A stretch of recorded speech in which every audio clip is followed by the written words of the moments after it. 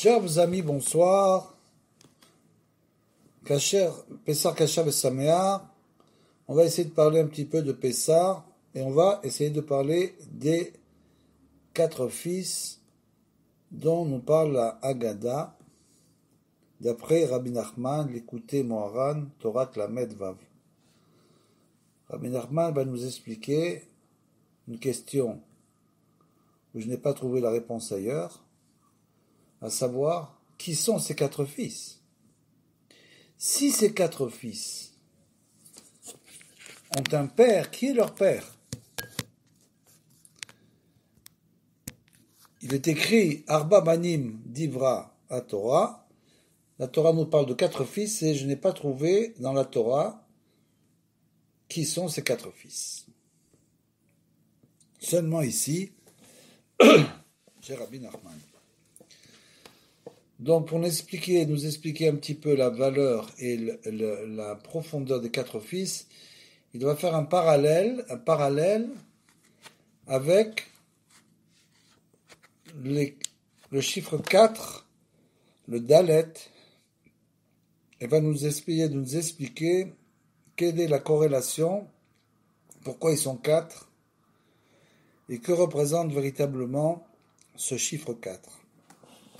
Et il nous dit que le famim, chez Nofel, Chas v'Shalom Bechinot, Amalchut de Kedusha, Bechinot Chochmat Tata, c'est-à-dire que quand la Malchut de Kedusha, c'est, Rabbi Nachman nous parle souvent de la Malchut de Kedusha, c'est la royauté sainte. Puisqu'on sait que le peuple d'Israël est appelé Shrina, c'est la Shrina. Donc dès le moment où le peuple d'Israël revient sur sa terre, et se réunit et redevient un peuple, nous atteignons le niveau de Malchut de Kedusha en quelque sorte. C'est pas immédiat, mais déjà quand il y a 600 000 hommes qui reviennent en Israël, comme ça s'est passé à la création de l'État d'Israël, quand on est revenu en Israël, il y avait au début 600 000 hommes, bidiouk. Donc c'était la création du peuple sur la terre. La terre c'est la Malchut aussi, des Kedusha, sainte, la royauté sainte. Alors quand celle-là elle tombe, c'est-à-dire que le peuple d'Israël, qu'est-ce qui va lui arriver? Bechinot, Rochmatata, chez Nofel, il tombe, et où est-ce qu'il tombe? Ça, cette Malchut des Kedusha, quand elle tombe, elle est représentée par la connaissance inférieure, les galoutes, elles tombent en galoute, en exil, chez l'Arba Malchuyot, des 4 exils. Donc voilà, le 4, c'est les exils. Nous sommes dans le dernier exil aujourd'hui, Edom, qui dure déjà depuis 2000 ans, mais nous sommes déjà revenus sur notre terre et revenu au peuple d'Israël, encore plus important. C'est-à-dire que le peuple est un peuple véritable aujourd'hui, puisque nous sommes plus de 600 000 hommes, grâce à Dieu, 6 millions de personnes, Neshamot, d'âmes, sur la terre d'Israël. Donc, on n'est pas encore complètement, puisque la notion d'exil, on l'a expliqué dans un autre cours, c'est quelqu'un peut-être en exil. Il y a l'exil personnel et l'exil collectif. Personnel, ça veut dire que une personne peut se trouver même en Eretz Israël, en quelque sorte, et être dans un exil personnel. Alors que du temps de la Galoute, les grands sages, qui étaient tous en exil, avaient atteint le niveau de Eretz Israël en exil. Après, il y a l'exil collectif, c'est-à-dire que quand on est en galoute, comme nous disait Rabbi Nachman, cette galoute, cet exil noir dans lequel il vivait, il parlait donc de l'exil collectif, puisqu'il n'y avait pas de peuple. Alors que quand on habite en Eretz Israël, on atteint le niveau de Géoula collective en quelque sorte. Bien sûr, on n'a pas construit le Beth Amikdash encore. Le Mashiach n'est pas encore arrivé. Le Mashiach ben David, bien sûr, n'est pas encore arrivé. Mais on est en train de sortir progressivement de l'exil avec tout ce que ça comporte comme difficulté. Donc il y a eu 4 exils. Le dernier, c'est celui d'aujourd'hui, de Édom, qui a Malchut ou Bechinot Dalet. Et la Malchut est représentée par le Dalet, la lettre Dalet, qui a une gamatria, une valeur numérique de 4. Begin Delit Le Megarmaklum, qui n'a rien en elle, véritablement la Malchut pas de la sainteté, mais de l'impureté, qui im al-yedé, qui n'a rien en elle, qui a un dé, anfe asechel elyon, et la malchut aussi de la kedusha n'a rien en elle, en quelque sorte, puisque la malchut, c'est ça qu'il veut nous dire, c'est la dernière sphira, qui est représentée par le peuple d'Israël, c'est un keli. Étant donné que c'est la dernière, c'est la plus basse, et c'est donc un keli, c'est le keli qui doit recevoir. Ce keli, cet instrument-là, ce récipient n'a rien en lui, simplement il faut le remplir. De quoi? De Sechel Elyon, de la connaissance supérieure, Amit Pashtim Lesham, qui vient du monde d'Atsilut, d'en haut complètement, jusqu'à la Malchut, qui descend à travers les 10 sphérotes dans ce monde, la lumière divine, qui descend de haut en bas jusqu'à atteindre le niveau le plus bas de la Kedusha, qui est la Malchut, de Kedusha. Vegam I Klula Me Arba Olamot, et donc cette Malchut est composée puisqu'on sait, il y a 4 mondes, des 4 mondes qui Bechol Olam Veolam Yesh Bechinot Malchut, parce que dans chaque monde, il y a tous les niveaux. Les 10 niveaux, les 10 sphérotes sont dans chaque monde. Il y a comment on pourrait dire, le monde de Asiya, alors il y a de Keter, Chochma, Bina, Da'at, etc., jusqu'à Malchut. Donc, chacun a tous ces niveaux-là. Bechinot, Chochma, Tata, et pour la Malchut, c'est donc la connaissance inférieure, puisque c'est le niveau le plus bas. Chez Bechinot, la Chochma, c'est quand même la connaissance à Bitnaeget et Taolam, qui est représentée par la providence divine. La providence divine dans ce monde se dévoile donc dans la Malchut. Vechol achochmot shel akum, et par contre, puisque nous sommes reliés à la chochma, on doit remplir notre keli de chochma et liona, de connaissance supérieure. Par contre, zé leomadze, c'est-à-dire que Akadosh Baruch Hu toujours a créé une chose en face de l'autre. Vechol achochmot shel akum, par contre, toute la connaissance des nations, klou même tachat achochma tata anal, elles ne valent rien comparé à la chochma de la Malchut de Kedusha, c'est-à-dire à la Torah, c'est-à-dire que toutes les nations ont une chochma, les goïms ont une chochma, puisqu'ils peuvent faire des voitures, des maisons, des avions, des fusées, des armes, tout ce que vous voulez. Et il y a une certaine forme de chokhmah chez eux, bien sûr. Tout ce qu'ils créent, tout ce qu'ils façonnent. Mais nous, on a notre chokhmah à nous, c'est la chokhmah de la Torah. C'est une chokhmah qui est bien, bien plus élevée que cette chokhmah de la science, en quelque sorte, c'est la science. Ou misham yonek chokhmatam, et même le chokhmah, bien sûr, elle se nourrit. Elle vient d'où la chokhma des peuples? Elle vient tout simplement de la chokhma des juifs. Uksheyonkim, et quand elle se nourrit, raz veshalom yoter mi haraoui lahem, et quand les goïms prennent de l'ampleur au niveau des sciences, au niveau de leurs connaissances, et qu'elle prend un petit peu trop de la pour s'élever, elle a besoin de se nourrir de la chokhma des juifs, de la chokhma de la kedusha. Az mitgabrim chaz veshalom venaase memshalat arba malchot. Alors d'un coup, qu'est-ce qui se passe? Eh ben nous, quand eux ils se renforcent trop, nous on part en exil, on perd notre niveau, et c'est eux qui dominent. Dieu préserve, comme ça s'est passé pendant les 4 exils, la domination des goïms. C'est pour ça qu'il est tellement important de revenir habiter sur notre terre, puisque on ne sort véritablement de la domination des peuples. On devient juif à part entière. Alors que tant qu'on reste en exil, on ne peut pas être un juif à part entière, à part bien sûr les très grands sadikim de l'époque. Shehem Arba, et en plus ils étaient béonnais, c'est-à-dire qu'il n'y avait rien en Eretz Israël, donc automatiquement venir vivre en Eretz Israël quand il n'y a pas de peuple d'Israël sur sa terre, c'est un niveau que certains grands sadikim ont décidé de faire, mais malgré tout, c'était pas le but. Le but c'était d'essayer d'aider malheureusement les Juifs en galoute.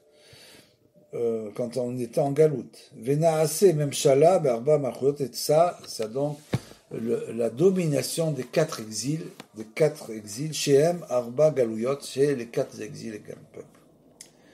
Ou miyuchal lisbol et kol atzaaka ve'azaaka abdola, et qui pourrait souffrir cette voix et ce cri perçant Kshenofel Bechinat Malchut. Quand la Malchut des Kedusha, c'est-à-dire la royauté de la sainteté qui est représentée par le peuple d'Israël, est d'un coup dispersée. Qui peut souffrir?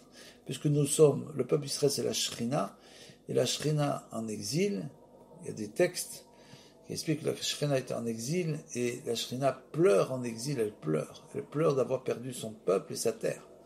Donc la Shrina qui a accompagné les Juifs en exil, comme nous explique le Maharal, il nous dit,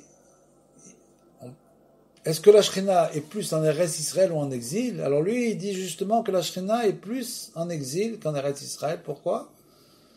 Parce qu'il dit en quelque sorte, c'est une image, il dit, tant qu'on est en exil, on n'est pas revenu sur notre terre, donc on ne peut pas être naturel. Donc on est comme des gens malades. Nous sommes malades en exil. Et donc, on sait que la Shrina vient toujours à la tête du lit du malade. C'est pour ça qu'il est interdit de se mettre à la tête du lit d'un malade, parce que là-bas il y a la Shrina. Donc il dit, elle vient pour l'aider. Donc comme on était des malades en exil, alors on était plus en exil qu'en Eretz Israël en quelque sorte, puisque là-bas on était vraiment des malades, et qu'on vient ici pour guérir. Keshenofel Bechinot Amalchut, et donc en ce niveau-là de la royauté, de la sainteté, Bechinot Chochmatata, donc c'est la connaissance inférieure, que Shenehem Chazve Shalom Benehem, elle est tombée où? Elle est tombée dans l'exil. Donc c'est les Goïm, quand on était en exil, qui ont profité de toute cette connaissance et qui ont fait tout ce qu'ils ont fait avec leur connaissance, notre connaissance, et alors que maintenant on voit le retour en Eretz Israël, d'un coup, le peuple fleurit à tous les niveaux, explosion de tous les niveaux. Même au niveau scientifique, c'est incroyable. Donc ça veut dire pourquoi? Parce que la royauté du peuple juif revient sur sa terre. Zaka Moshel Oxilim, c'est un cri très puissant. Le cri, qui pourrait supporter ce cri-là du peuple d'Israël qui est parti en exil? Dayenu Azaka Kshenofel, Amemshala, c'est le cri quand nous perdons notre royauté. Amemshala, Bechinat Malchut, la royauté. Bechinat Chochmatata, c'est donc la connaissance inférieure. Ben Axilim, au sein des nations, des peuples, qui sont comparés à des Xilim. Chez Axil, Rotse, les Itrachem, c'est-à-dire des gens ignorants, et quand l'ignorant veut acquérir la connaissance, chez Rotsim Linok, ou les Amshir, les Toch Achochmot Shelahem, et quand ils veulent se nourrir leur connaissance à eux, leur science chez M Ksilut Bemet, parce qu'en fait les sciences comparées à la Torah, il est clair que c'est en quelque sorte une chose sans aucune valeur de courir toute sa vie uniquement après les sciences des nations. Ça n'a aucun intérêt, à part pour être un métier, par exemple. Quelqu'un qui est un scientifique ou bien un constructeur, ou ce que vous voulez. Mais tout ça, bien sûr, si c'est amenés ensemble avec la Torah. Sinon, ça n'a aucune force. Shem ksilut be'emet, et bechinot, achokma, ve'ametiut, ça n'a aucun rapport avec la chokma véritable. Bechinot, chokma, tata, cette connaissance inférieure. Et gam yesh, puisque eux, étant donné qu'ils sont au niveau bas, alors ils vont puiser pas de la connaissance supérieure, ils peuvent pas. Mais ils viennent puiser, yonek, c'est-à-dire qu'ils viennent téter en quelque sorte de la connaissance inférieure qui est où on est, nous, au niveau de la malchoute, donc, et cette connaissance inférieure qui est la malchoute, et eux, ils viennent en dessous et ils se nourrissent de ça. Vegam yesh od tza'aka gdola misé, et il y a encore un autre cri à ce niveau, dayenu sh'Hashem itbarach kivyachol be'atzmo shoeg. Parce que quand on était en galoute, il est écrit que Akadosh Baruch Hu, il rugissait, be'bechinot she'og ishag el nive'u el nave delet. C'est-à-dire, là, c'est une allusion, c'est écrit dans le Zohar, au niveau, c'est du Dalet, des 4 Malchuyot. Shei Bechinot HaMalchut, c'est donc ça la Malchut, comme on a dit, la royauté, chez Nofel, Be Gayuot, chez l'Arba Malchuyot, quand on est tombé dans les 4 exils. Donc ça, c'est pour nous expliquer un petit peu, pour l'instant, on a un aperçu, un nouvel aperçu, une nouvelle vision de la galoute et des exils. Chez Tsarir les Rot, Velartor, ou l'Abdil et Bechinot à Malchut, parce qu'il faut cette Malchut-là qui est séparée en 4, c'est le Dalet, on a vu, c'est 4. Il faut le couper en 4, en quelque sorte, Aïnou Biben Arba Galulot, de ces quatre qui sont représentés par les 4 exils, ou la Alot Misham et l'élevé de là-bas. Donc il faut séparer l'exil en 4 morceaux, c'est les 4 exils, et les élever. Veikar aliyata aliyede bechinot achesed. Et pour l'élever, il faut, ça, c'est représenté par le chesed, par la bonté. Et bechinat ve uken bechesed qui sait, ça veut dire qu'il a préparé un fauteuil de chesed, une chaise de chesed, le bechinat kitzru les fi chesed.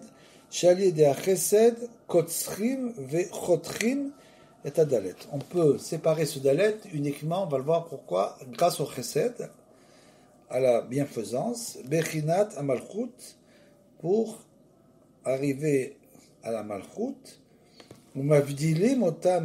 et on arrive à séparer donc la malchut de ces 4 exils.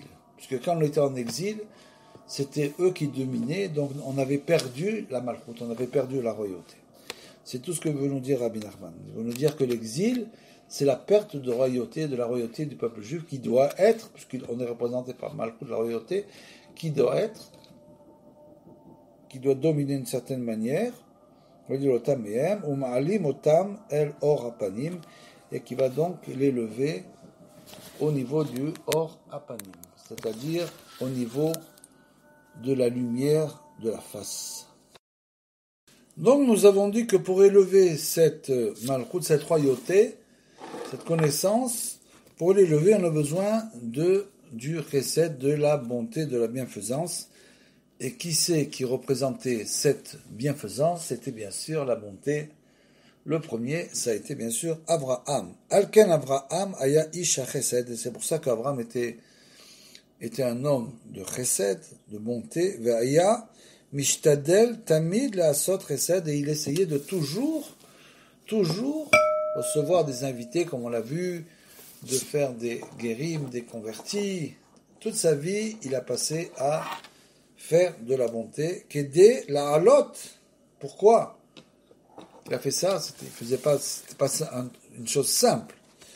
Avraham Avinu, on parle d'Avraham Avinu. C'était un prophète, puisqu'on sait que l'Avot, il faisait la Torah, et Avraham était le premier à faire la Torah, les commandements, avant même d'avoir reçu la Torah. Donc, Kedé la Lot Bechinat Amalchut Mehem, parce qu'il voulait élever, sortir la royauté des Goïm. Élever cette royauté à un niveau supérieur, Mehem, donc, Ve'al ken, Radav Abraham Avinu Achar Arba Malachim Gedei La'achniam. Et c'est pour ça que dans la guerre, il y a eu la guerre avec Lot, que Abraham Avinu, on a dit que là-bas, on voit qu'il s'est battu contre les 4 rois. Alors qu'est-ce que ça nous importe le nom des rois, qu'il y avait 4 rois, qui s'est battu avec 4 rois? C'est parce qu'en fait, ces 4 rois, c'était les 4 rois du côté, en quelque sorte, obscur, qui représentaient les 4 galouillottes.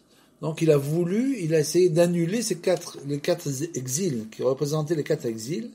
Chez M. Bechinot Arba Malchuyot de Sitra Charaz, et donc c'est la royauté du mal, les 4 royautés du mal qui sont les 4 exils, qui Abraham aya sonné Mammon. Tout ça, parce qu'Abraham, comment il a réussi à faire une chose pareille? Parce qu'il détestait le lucre, il détestait l'argent en quelque sorte. Qui me en Mammon Sdom, parce qu'il était écrit au sujet de l'argent de Sédom, quand il a repris la ville, que Moshe Katouv, il a donc dit au roi de Sodome avec qui il avait combattu, qui a voulu lui donner en reconnaissance, lui donner des animaux, etc., de l'or, des biens, il a refusé catégoriquement en disant que tu puisses pas dire que tu as enrichi Abraham, il voulait pas que son argent vienne du côté de l'impureté, et donc il lui a dit donc je ne prendrai même pas la lanière d'une chaussure. Imechud ve'afsror ve'lotomarani ishartit Abraham, pour pas que tu puisses dire que tu as enrichi Abraham. Qui Abraham tiken shacharit.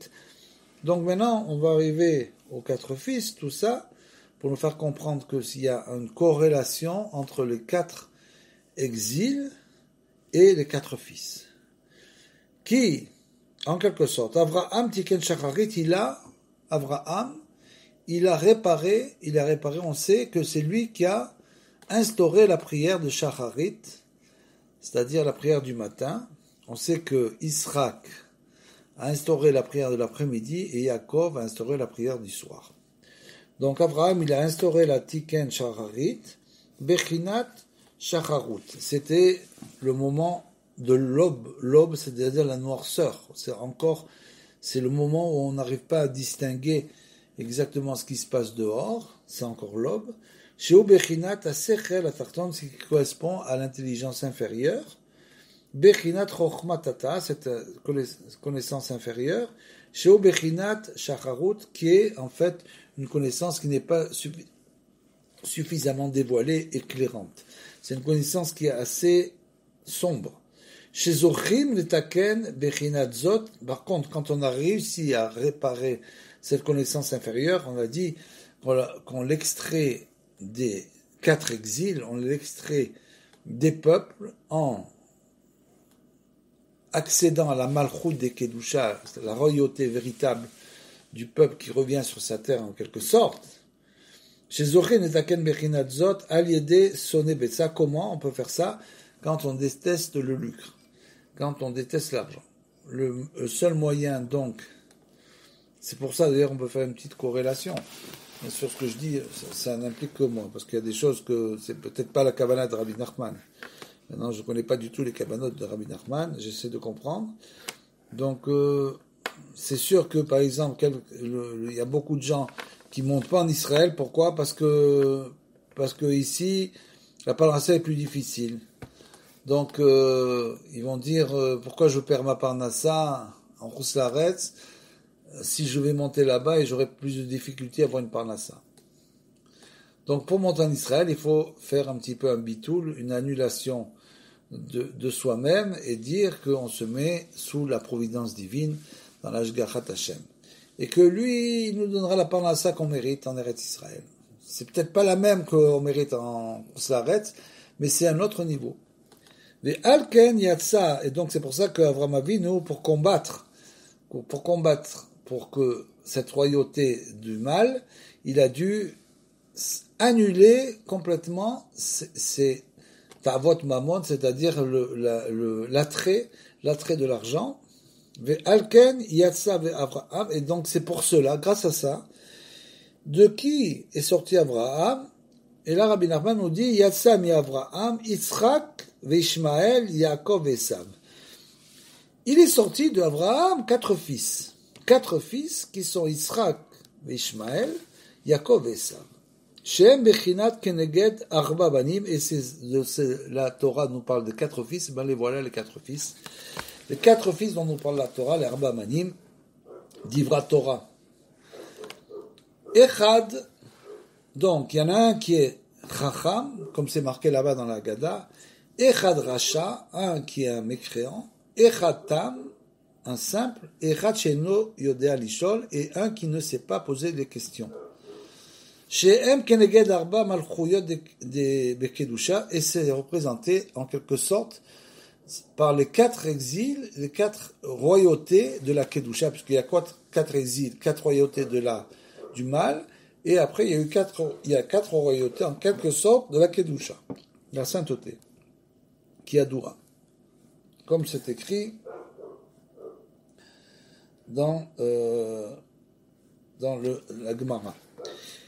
Alors, Yitzhak Zebechinat Ben Chacham.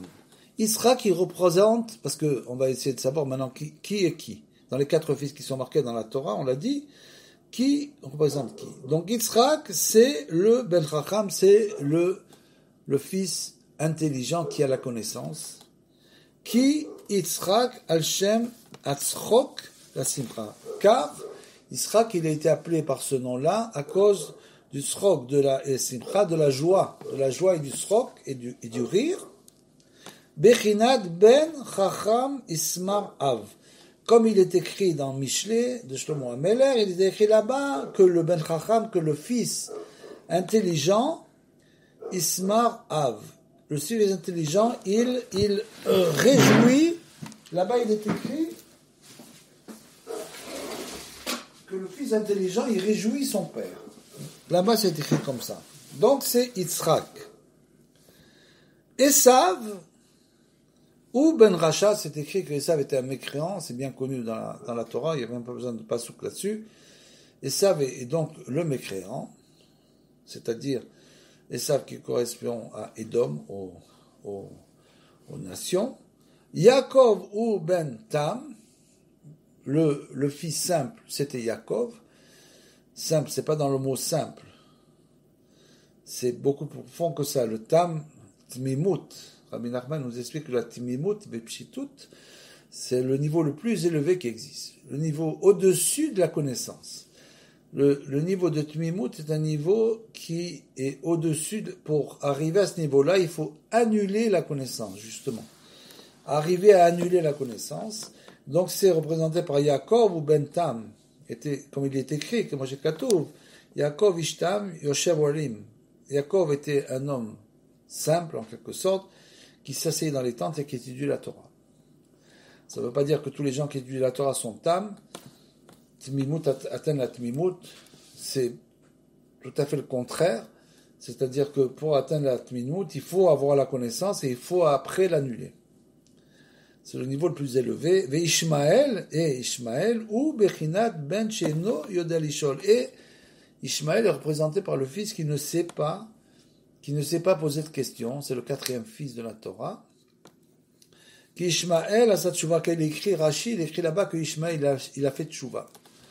Il a fait tchouva. Quand il a fait tchouva, c'est quand Abraham est décédé, bien qu'il était l'aîné, puisqu'il est né avant Israël. Il est écrit là-bas qu'il a donné la préséance à l'enterrement, il a donné la préséance à Yitzhak devant lui, de le laisser passer devant. Donc là-dessus, et là, les commentateurs ont dit qu'il a fait tchouva, parce qu'il a laissé passer devant. Voilà, c'est ce qui est écrit. Kemo she'amru rabotenu zechono lebracha ve'ikar tchouva ou bebechinat sheino de l'alishol, c'est-à-dire que l'essentiel de la tchouva, c'est de ne pas savoir poser de questions. Ça veut dire quoi ça? Ayenu la sote shuva velishol kapara me Hashem idbara al she enam yodim. C'est-à-dire que on ne connaît pas, chacun d'entre nous nous ne savons pas quel est notre niveau véritable. Personne ne sait quel est son niveau. Personne. Si on nous dévoilait d'en haut notre niveau véritable, on rentrerait peut-être dans le yéhouch, dans le désespoir. Donc, on ne dévoile rien. Donc, on ne connaît pas notre niveau véritable. Et donc, celui qui fait tchouva, si, d'après Rabbi Nachman, d'abord, il doit s'annuler. Donc, quand il s'annule, il va demander à Kadosh Baruch Hu de lui faire kapara, de lui faire la réparation des choses qu'il ne sait pas, parce qu'il ne sait pas, il ne se rappelle même pas toutes ses fautes. Elles sont tellement innombrables qu'il ne s'en rappelle pas. Donc il faut demander à Kadosh Baruch Hu qu'il nous aide à faire kapara sur les choses qu'on ne sait pas, toutes les fautes qu'on a fait. Et quand on a même, Rabbi Nachman nous dit, quand on a fini de faire la tchouva sur ses fautes, après il faut faire la tchouva sur tout le temps où on n'a pas servi à Kadosh Baruch Hu.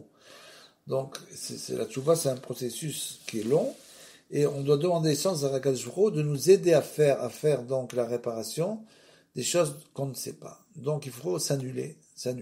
Au début, on va chercher, et finalement, on va découvrir qu'on ne sait pas. Donc on lui demande à Kadosh Baruch Hu de nous aider à réparer ce qu'on ne sait pas. Chez Zé, Ikar Tchouva, c'est ça l'essentiel de la tchouva. C'est l'annulation. S'annuler devant Kadosh Baruch Hu, comme on l'a vu, il y a des doutes, en disant à Kadosh Baruch Hu qu'on ne sait pas comment faire ça, comment faire ci, comment faire ça, on ne sait pas. Donc, par cette chose-là, on arrive à s'annuler, et quand on s'annule, Kadosh Baruch Hu peut, à ce moment-là, faire ce qu'il sait faire, ce qu'il doit faire. Parce que nous, on ne sait pas. Bebechinat, Asher, Lo, Gazalti et Eshib, c'est-à-dire que c'est comme si c'est quelqu'un, je crois que c'était David Ahimelech qui disait comme ça, il disait, je veux rendre ce que je n'ai pas volé. Je veux rendre ce que je n'ai pas volé, c'est-à-dire que c'est l'annulation complète. C'est-à-dire que c'est pas je vais rendre ce que j'ai volé, je sais ce que j'ai volé, donc je veux rendre ce que j'ai volé. Là, David Ahimelech, il nous dit, moi je suis prêt à rendre ce que je n'ai pas volé, parce que je ne sais pas ce que j'ai volé. Donc je suis prêt à rendre ce que je n'ai pas volé, Zebechinat.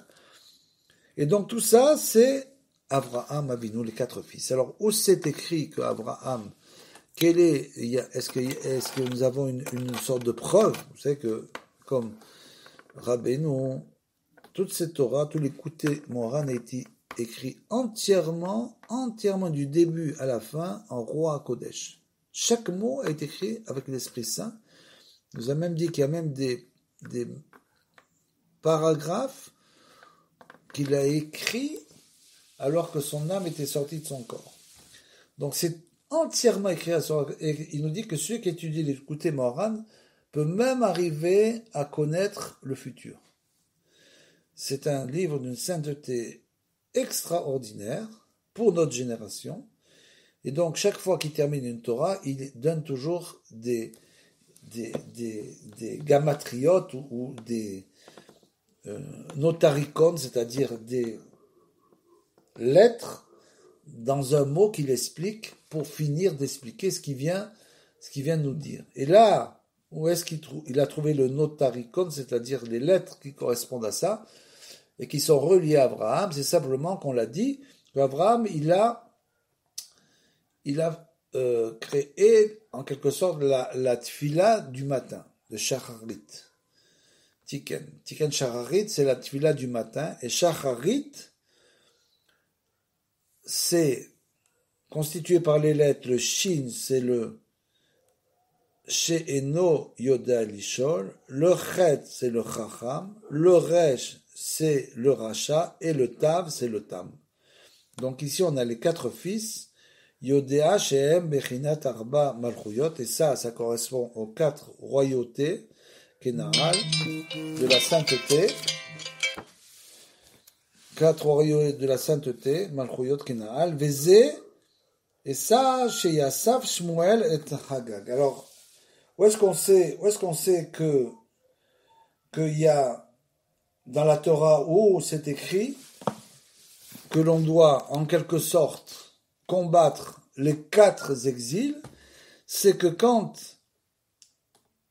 Shaoul, il a fait la guerre à Amalek, vous savez que là-bas il a laissé vivre malheureusement Agag, qui était le roi d'Amalek. C'est pour ça qu'il a perdu sa royauté, parce qu'Akadosh Baruch Hu lui avait demandé de les décimer tous, et il est possible que s'il avait décimé, ils avaient tous décimé complètement, eh ben, on aurait pu annuler en quelque sorte la royauté du mal dans le monde, à l'époque de Shaoul.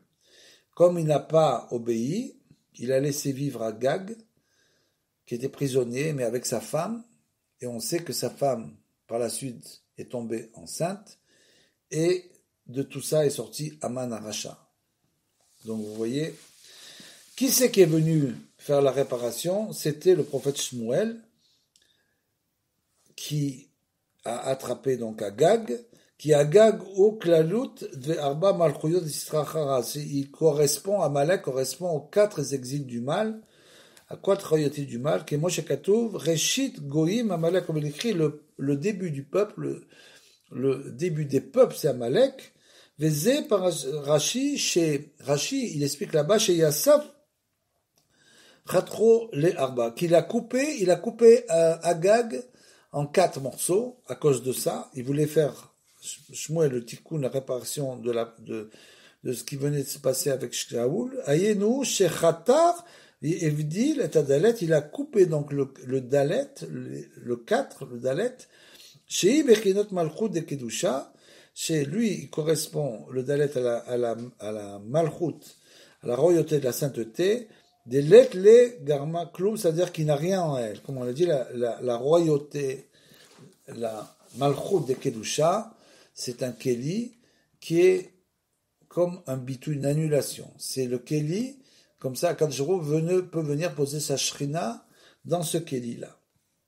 Mais Agag. Donc, il a voulu faire ça sur Agag, chez Klalut Arba Malchuyot Israchara, qui correspond donc aux 4 exils du mal. Ve'ale et Amalchut de Kedusha be Shalosh Regalim. Et il voulait élever cette Malchut, donc la Kedusha, au niveau des 3 fêtes, Shalosh Regalim. Le Rabbi Nachman, il n'écrit pas ici, mais vous vous rappelez que dans l'histoire de Bilam, 3 fois de suite, son ânesse, elle s'est frottée sur le mur, et là-bas, il écrit, au lieu d'écrire Shalosh Pa'amim, il écrit Shalosh Regalim. Donc, malheureusement, là-bas, c'est certainement les fêtes de l'impureté. Mais nous, c'est les Shalosh Regalim, et c'est pour ça qu'il est écrit chez Yassaf. Il a sectionné, donc Agag en 4 morceaux, et Asaf, Rachetevot, comme il est écrit là-bas, Shin c'est Shavuot, Samer c'est Sukkot, et le P c'est Pessah. Kikar Chiyutam, Meod Rapanim, chez Beshalosh Regalim, car l'essentiel de leur vitalité, de notre vitalité, des fêtes, vient de la lumière de la face. C'est-à-dire qu'au moment des fêtes, il y a un dévoilement. On passe d'une lumière inférieure à une lumière supérieure, qui s'appelle la lumière de la face. Donc, c'est pour ça qu'il est écrit dans de nombreux livres, qu'en fait, c'est comme une pile. On se recharge. C'est-à-dire que pendant les fêtes, pendant les Shabbatot, pendant les fêtes, etc., le juif se recharge à ce moment-là. C'est ça. Sa recharge, c'est au moment des fêtes. C'est là qu'il reçoit toute sa vitalité. Toute sa vitalité, on la reçoit, notre vitalité, on la reçoit des fêtes. Bebechinat vei beteshuvat ashana le'et tset amelachim. Teshuvat ashana, donc la teshuvat ashana, zebechinat shalosh regalim, c'est-à-dire que ce mouvement de teshuva, c'est un ressourcement, le mouvement de ressourcement. Le ressourcement, pour nous, est représenté par les fêtes, par les 3 fêtes. C'est là où on se ressource. Shem, Yemé, Din, qui sont des moments de Din en quelque sorte. Yemé, Teshuvah, ce sont en quelque sorte, on se ressource vers Akadosh Baruch Hu. Kema'amar, Rachamenu, Zechoronu, Libracha, Bepessar, puisqu'il est écrit dans la Mishnah là-bas, de Rosh Hashanah, il est écrit qu'à Pessar, Nidon, ala Teshuvah, on est jugé sur la Teshuvah, etc., etc. On parle là-bas des trois fêtes, donc. Chez Az et Set Amelachim Kenaal, chez Mosiim et Bechinat Amalkut de Kedusha, mais Galuyot Shel Arba Malchuyot. Et on arrive donc à extraire des 4 exils du mal les 4 exils du bien, d'arriver aux 4 exils, aux exils du bien, en quelque sorte, c'est-à-dire au retour sur notre terre. Uma'alim otam el orapanim, et on arrive donc à élever tout ça au niveau de la lumière de la face, qui est une lumière nouvelle que l'on reçoit donc on a vu pendant les fêtes, à Meir Beshalosh Regalim, et qui brille pendant les 3 fêtes. Donc vous voyez que l'importance des fêtes, ce sont des moments très forts de connexion, grande connexion pendant les fêtes. Donc il faut essayer pendant toutes les fêtes de faire le maximum pour se connecter, puisque se connecter en haut, c'est-à-dire considérer, c'est pas comme des vacances, mais c'est un moment de prédilection. Et donc c'est pour ça aussi, et pour finir, Rabbi Nachman nous dit qu'il y a 4 niveaux en quelque sorte dans chaque fête. Chaque fête est aussi divisée en 4 parties. Bepessar, c'est quoi? Bon, mis à part les Arba Banim. Mais en fait, Pessar, c'est l'Arba Kosot, les 4 coupes. On a une obligation de boire les 4 coupes de vin à Pessar quand on lit la Haggadah. Donc, les 4 coupes de vin. Donc, Bepessar, Arba Kosot, les 4 coupes. Beshavuot ou Seder HaMishnah, parce qu'on sait que la Mishnah de Shavuot, les Mishnah de Shavuot sont séparés en 4 parties. Arba Pamim, Beyad, Kol Echad. 4 parties ça fait en tout 16 parties, mais c'est 4 fois 4. 16, oui. Kemo Shabro, Rabbaton Zoronen Bracha, Ketzad Seder HaMishnah, comment les Mishnah de Shavuot quel est le Seder, l'ordre de Mishnah de Shavuot, et Besukot, bien sûr, Arba Minim. Et à Sukkot, on a les quatre espèces, Ve'akol keneged bechinat adalet, et tout ça, c'est de l'ordre du dalet qu'on a vu, c'est de la malchut de Kedusha. Bechinat malchut, c'est la malchut de Kedusha, donc le dalet, qui n'a rien en elle, parce que c'est un keli. Chez Sarir la alota el orapanim, qu'on doit élever de la chokhmatata, de la connaissance inférieure à la connaissance supérieure, qui correspond à la lumière de la face, à l'idée simachot amizvot, c'est-à-dire comment on fait ça? On fait ça tout simplement en se réjouissant pendant les fêtes. La mitzvah des fêtes, essentielle, c'est de se réjouir